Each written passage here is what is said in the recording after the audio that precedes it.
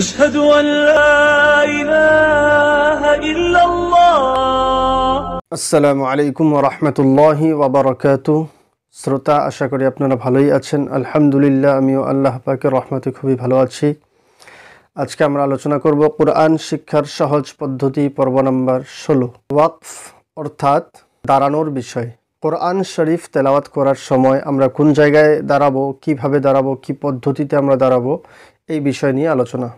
এই যে গোল চিহ্নটি দেখতে পাচ্ছেন, এই গোল চিহ্নটি হচ্ছে আয়াত। এটাকে আয়াত বলা হয়।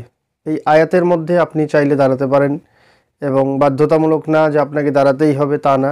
আয়াত হচ্ছে একটা বাক্যকে শেষ করা, অর্থাৎ আমরা বাক্য রচনা করেছিলাম, তো ওই বাক্য রচনার মধ্যে যেভাবে আমরা বাক্য রচনা করি, তো ঠিক তদুরূপ আমরা দেখতে পাচ্ছি এটা বাক্য রচনা বা একটা বাক্যকে সম্পূর্ণ করতে গেলে এই আয়াতের প্রয়োজন। এখন কোন জায়গায় আমরা কিভাবে দাঁড়াবো? জবর, জের, পেশ, দুই জের এবং দুই পেশ, এই 5টি হারাকাতের মধ্যে দাঁড়াতে গেলে, থামতে হলে, ওয়াকফ করতে হলে, তবে আপনাকে সেই হরফটি সাকিন করতে হবে। সাকিন অর্থাৎ সেই হরফটি জবর থাকলে জবর বাদ দিয়ে আপনাকে জজম লাগাতে হবে, অর্থাৎ সাকিন করতে হবে, এইভাবে পড়তে হবে। তবে আপনার দাঁড়ানোটা বা ওয়াকফ করাটা সহি হবে, সঠিক হবে ইনশাআল্লাহ। তো আমরা উদাহরণ দেখব। তার আগে আরেকটু কথা বলে নিই। দুই জবরের মধ্যে থামতে হলে, দুই জবরের যে হারাকাত আছে এখানে থামতে হলে আপনাকে এক জবর পড়তে হবে, আর এক জবরকে আপনাকে বাদ দিয়ে দিতে হবে, এক জবরকে ওখান থেকে সরিয়ে দিতে হবে। এটা অন্তরে ফিলিংসটা আনতে হবে যে আমি এক জবরকে বাদ দিয়ে দিলাম এবং এক জবরের সাথে পড়ব। এক জবরের সাথে এক আলিফ পরিমাণ টান দিয়ে পড়তে হবে দুই জবরের মধ্যে যদি থামেন তবে। এখন চলে আসি গোলতা, তায়ে মুদাওয়ারা, যেটা গোলতা আমরা বলি। গোলতার মধ্যে দাঁড়াতে গেলে এই তাটিকে হা দিয়ে পরিবর্তন করতে হবে, তবে আপনি সহি করে পড়তে পারবেন ইনশাআল্লাহ। এখন আমরা উদাহরণ দেখে নেব। জবর, জের, পেশ, দুই জের এবং দুই পেশ। আমরা জবর, জের, পেশের একটা উদাহরণ দেখব। আউযু বিল্লাহি মিনাশ শাইতানির রাজিম। হামজা জবর আ, আইন ওয়াও পেশ উ, আউ, দাল পেশ যু, আউযু, বা লাম জের বিল, আউযু বিল, লাম খারা জবর লা, আউযু বিল্লাহ, হা জের হি, আউযু বিল্লাহি, মিম জের মি, নুন শিন জবর নশ, মিনাশ, শিন ইয়া জবর শাই, মিনাশ শাই, ত খারা জবর ত, মিনাশ শাইত, নুন রা জের নির, মিনাশ শাইতানির, আউযু বিল্লাহি মিনাশ শাইতানির, রা জবর রা, জিম ইয়া জের জি, রাজি, মিম জের মি, রাজিমি। এবারে আমরা যখন মিলাবো, তখন আমি যখন দাঁড়াবো এক জায়গায়, আউযু বিল্লাহি মিনাশ শাইতানির রাজিম, সাকিন হয়ে গেল। এইভাবে জবর, জের, পেশ এর মধ্যে দাঁড়াতে গেলে আপনাকে সাকিন করতে হবে। এবার দুই জের এবং দুই পেশের একটা উদাহরণ আমরা দেখে নিই।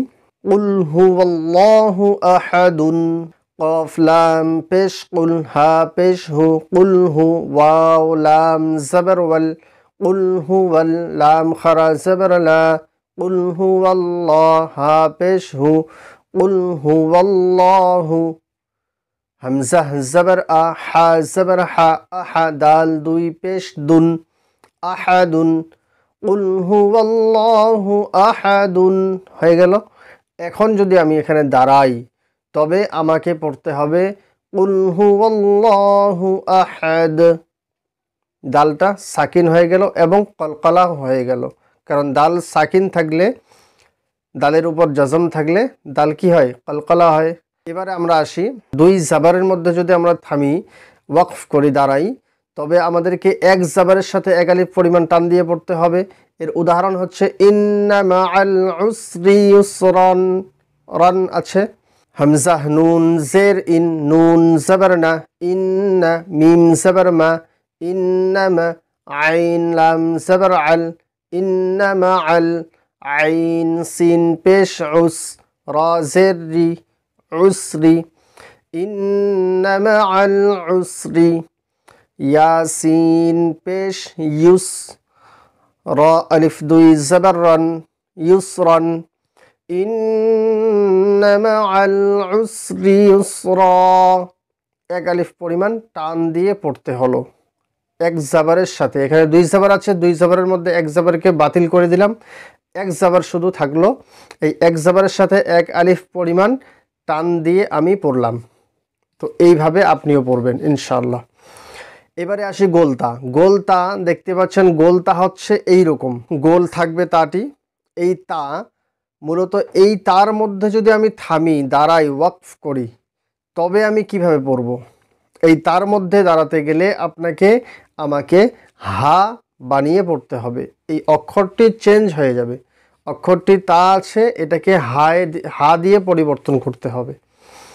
যেমন ফা ইয়া জের ফি, হা আলিফ জবর হা, ফি হা, আইন ইয়া জবর আই, ফি হা আই, নুন দুই পেশ নুন, আইনুন, ফি হা আইনুন, জিম আলিফ জবর জা, ফিহা আইনুন জা, রা জের রি, জারি ইয়া জবর ইয়া, জারিয়া, তা দুই পেশ তুন, জারিয়াতুন, ফিহা আইনুন জারিয়া।